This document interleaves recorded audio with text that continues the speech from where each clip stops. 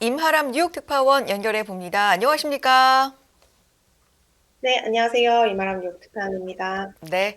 자, 조금 전 마감한 뉴욕 증시 어떻게 마감됐는지 전해 주시죠. 네, 약 10분 전에 뉴욕 증시가 마감을 했는데요. 3대 지수 혼조세를 나타내면서 오늘 거래를 마쳤습니다.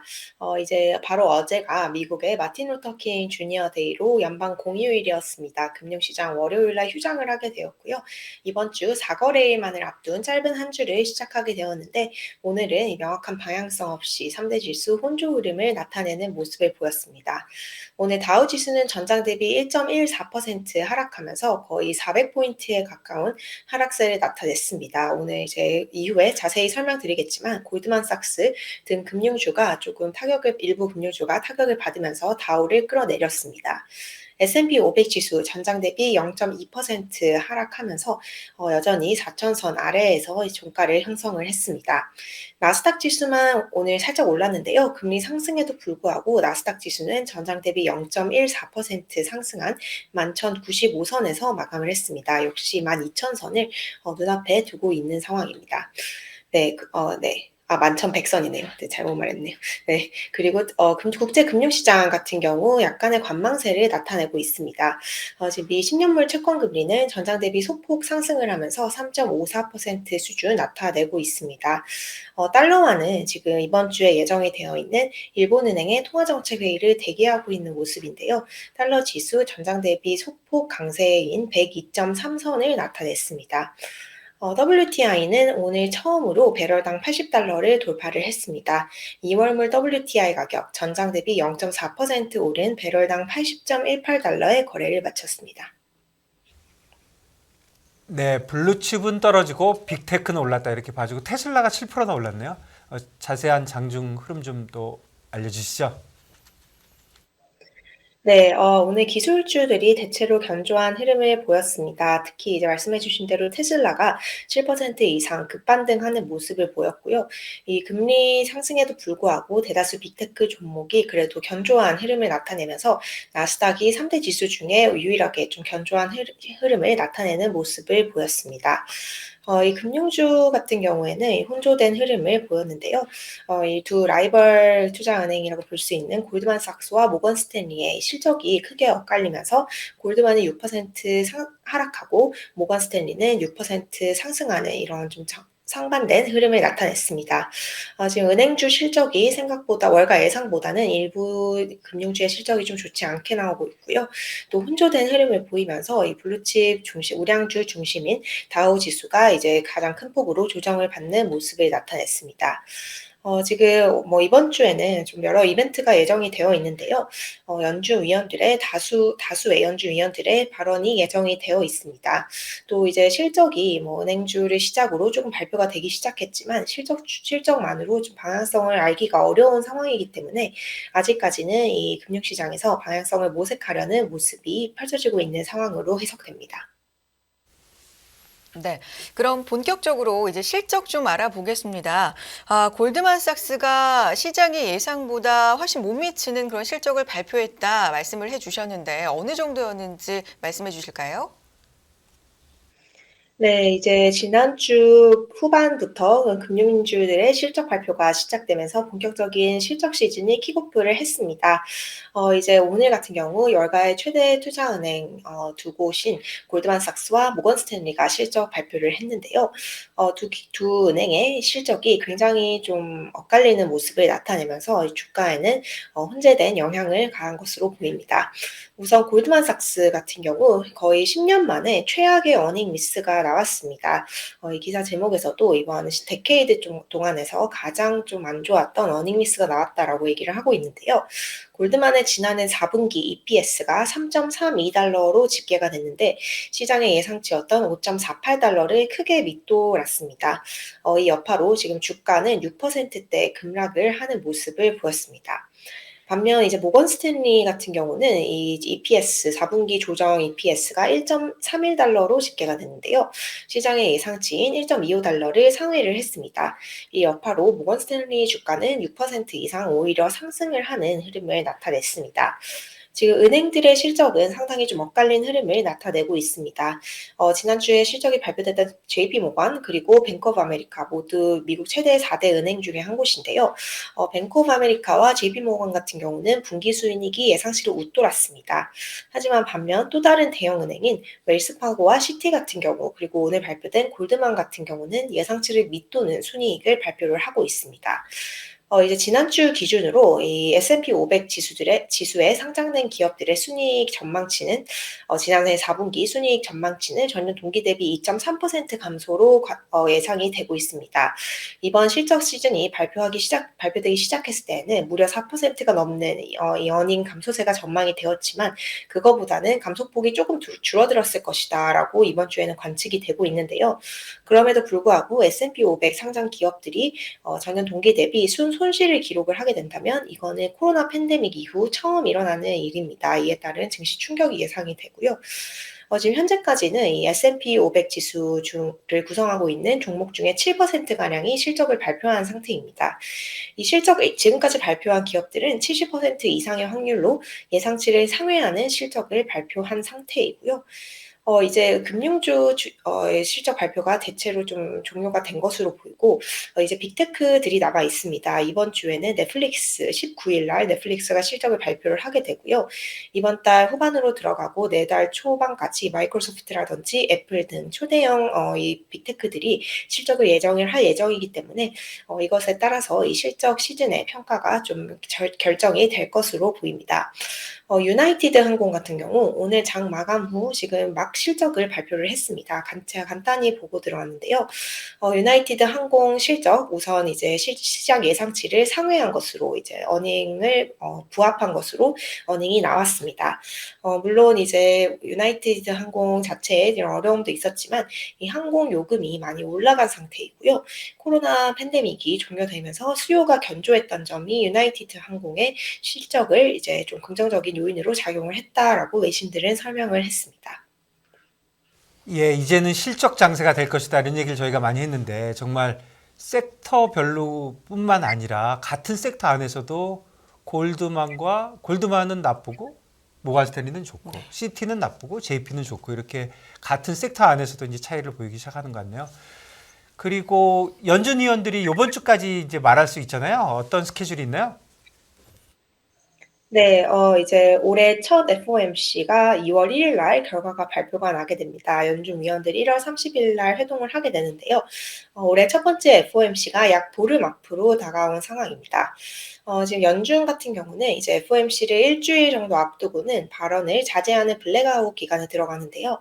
그렇기 때문에 이번 주가 이 사실상 연준 위원들의 어떤 통화정책 스탠스를 우리가 확인해 볼 수 있는 마지막 주라고 할 수 있을 것 같습니다. 이 블랙위크 기간을 앞두고 많은 연준 위원들이 이번 주에 공개 발언이 예정이 되어 있는데요. 오늘 이제 존 윌리엄스 뉴욕 연방준비은행 총재가 이제 발언을 했고요. 이 뒤를 이어서 다수의 거의 10명 가까이가 되는 연준 위원들 그리고 연준 고위 관계자들이 발언을 예정을 하고 있습니다.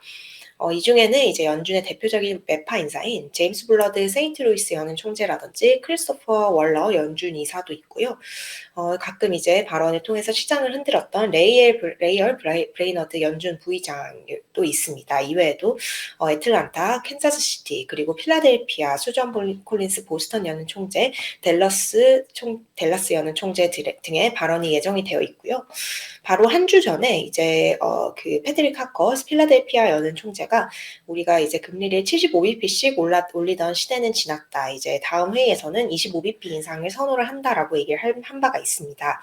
지금 현재 금융시장에서 이번에 2월 FOMC에서 금리를 연준이 25bp 올릴 가능성, 즉 이제 베이비 스텝으로 회귀할 가능성을 거의 93% 이상으로 유력하게 반영을 하고 있는데요. 실제로 지금 2월 FOMC에서 그런 움직임이 나타날지 전에 나타날지를 판단하기 전에 이번 주에 나오는 연준 위원들의 발언에 주목을 하셔야 할 것 같습니다. 오늘 이제 존 윌리엄스 뉴욕 연방준비은행 총재 발언을 했는데요. 이 통화 정책에 관련된 발언은 하지 않았습니다. 존 윌리엄스 총재는 이제 경제가 더 포괄적으로 되는 것이 모두의 이해에 더 좋은 상황이다라는 이런 원론적인 강의를 했는데요. 통화 정책에 대해서는 별다른 멘트가 나오지 않았습니다. 네, 새해 첫 FOMC에서는 25bp 인상이 좀 우세한 것으로 전망이 되고 있는데 블랙아웃 기간 앞서서 연준 위원들의 여러 발언이 또 시장을 뒤흔들진 않을까 주목을 해봐야 될 것 같고요. 나온 경제 지표들이 있습니까? 네, 오늘 경제 지표 하나 발표가 되었는데요. 뉴욕 쪽에 있는 제조업 활동을 집계하는 엠파이어 스테이트 제조업 지수가 발표가 되었습니다. 따끈따끈한 지표인데요. 이번 바로 1월에 있었던 뉴욕 연방준비은행 관할 지역의 제조업 업황을 드러내는 지수입니다. 좀 굉장히 좋지 않은 흐름을 보였는데요. 1월에 엠파이어 스테이트 제조업 지수가 무려 마이너스 32.9를 기록을 했습니다. 2020년 팬데믹 이후 가장 낮은 수치고요. 바로 지난달인 지난해 12월에 기록했던 마이너스 11.2 보다도 훨씬 더 좀 악화가 된 수준입니다. 이 지수가 0을 하회할 경우 전체적인 업황이 위축됐다라는 의미를 나타내는데요. 지금 제조업 관련 지표는 좀 좋지 않게 나왔습니다. 이번 주에 많은 경제 지표가 예정이 되어 있습니다. 특히 올해 들어서 이 증시의 랠리를 끌어가고 있는 가장 중요한 요인인 인플레이션 관련 지표가 발표가 되는데요. 오는 이제 이번 주에 12월 생산자 물가 지수 PPI가 발표가 되게 됩니다. 이 생산자 물가 지수는 도매 쪽의 이 물가 지수로 흔히 알려져 있는데요. 소비자 물가 지수에 선행적인 영향을 하기 때문에 실제로 지금 이 금융시장 참가자들이 작년 말 인플레이션 완화에 환호하고 있는 상황에서 PPI도 CPI 둔화를 이제 뒷받침해 줄 수 있을지가 주목이 되고 있는 상황입니다. 월스트리트 저널 전문가들은 지난해 12월 PPI 전월 대비 0.1% 하락했을 것으로 전망을 하고 있습니다. 또 이외에 미국 경제의 3분의 2를 담당한다고 하죠. 미국의 소매 판매와 같은 굵직한 경제 지표 발표가 예정이 되어 있는데요. WSJ 전문가들 12월 소매 판매 전월 대비 1% 감소했을 것으로 전망하고 있습니다. 네, 그렇군요. 주식 시장만 보면 글로벌리 그 연초에 지금 오르고 있는 게 거의 뭐 30년 만에 제일 많이 올랐다 이런 얘기 나오는데 월스트리트에서는 별로 좋게 보지 않는 것 같아요. 좀 정리 좀 해주시죠. 네, 지금 연초부터 이제 올해 첫 거래일부터 지난주 마지막 거래일까지 S&P 500 지수가 거의 5% 가까이 상승을 했습니다. 약 4.2%가량 오른 상황인데요. 지난해에 시장이 정말 좋지 않았고, 연말에도 뭐 별다른 랠리가 없었던 데 비해서 연초에는 지금 상당히 좋은 랠리가 나타나고 있는 상황입니다. 과연 이 연초 랠리가 이 주식시장의 향방을 조금 상승장 쪽으로 바꿔줄 수 있을지, 그리고 이 랠리가 지속 가능한 것일지에 대해서 월가에서 많은 의견이 나오고 있는데요. 오늘 월가에서는 이제 약속이라도 한 듯 이번 랠리를 믿어서는 안 된다. 이번 랠리는 이제 다소 단기적인 이런 일시적인 베어마켓 랠리다라는 투자 의견이 연이어서 쏟아져 나왔습니다. 우선 월가의 최대 투자은행인 JP모건 이런 의견을 냈는데요. 지금 주식을 매도할 시기다. 지금 주가가 조금 올랐기 때문에 주식 비중을 줄일 이제 절호의 찬스다라는 얘기를 했습니다. 이 JP모건의 전략가는 올해 연초에 뉴욕 증시가 견조한 시작을 보이고 있지만 이것이 신기루라고 표현을 했는데요. 결국 이 증시 랠리는 이제 지속이 될 수 없다라는 뜻을 전했습니다. 지금부터 몇 주 동안 주가가 만약에 상승을 한다고 하더라도 이것은 주식의 비중을 축소하는 기회로 활용하는 것이 적절하다라고 얘기를 했는데요. 왜 이렇게 좀 이번 랠리를 믿지 않고 있느냐라는 질문에는 이렇게 답을 했습니다. 지금 시장이 보이는 연초 랠리는 마치 우리가 이 긴축기를 끝내고 회복기에 초기에 접어든 것처럼 시장은 행동하고 있다라고 얘기를 했습니다. 하지만 현실은 페드는 아직까지 금리 인상을 중단하지도 않은 것이 현실이고요. 오는 2월에도 25bp 금리 인상이 예정이 되어 있습니다. 이렇게 지금 시장에 나타나고 있는 랠리 그리고 이런 랠리는 회복기, 즉 연준이 금리를 인하한 후에야만 발생하는 이런 통상적인 움직임이라고 얘기를 했고요. 그렇기 때문에 지금 현재 있는 주식시장의 랠리는 결국 난기류를 직면을 할 것이고 시기상조로 끝날 것으로 생각한다라고 JP모건 분석가 전했습니다. 또 다른 글로벌 투자은행 시티 역시 비슷한 의견을 전했는데요. 지금 시티은행 같은 경우도 올해 랠리는 지속 가능성이 낮다라고 오늘 평가를 했습니다. 현재 거시 경제라든지 금융 환경을 고려하면 S&P 500 지수가 추가로 오르기 어렵다라고 얘기를 했고요. 지금 연초 랠리 때문에 S&P 500 지수의 밸류에이션이 오히려 너무 높은 수준으로 뛰어오른 위험한 수준으로 올라버린 상황이다라고 얘기를 했습니다. CT 분석에 따르면 지금 S&P PER이 18.2배 정도로 올라왔다라고 하는데요. 이거는 CT가 가지고 있는 전망치에서 극상단 위험한 수준이다라고 평가를 했습니다. CT는 지금 S&P 500 지수가 단기적으로는 3,700선에서 4,000 범위가 편하다라고 얘기를 하면서 지금 주가 레벨보다는 상당히 좀 주가가 하락할 수 있다라고 전망을 했습니다. 네, 또 이제 시장의 대표적인 약세론자 마이클 윌슨도 주말 동안 발언을 했습니다. 모건 스탠리의 최고 투자 책임자인데요. 이런 표현을 썼습니다.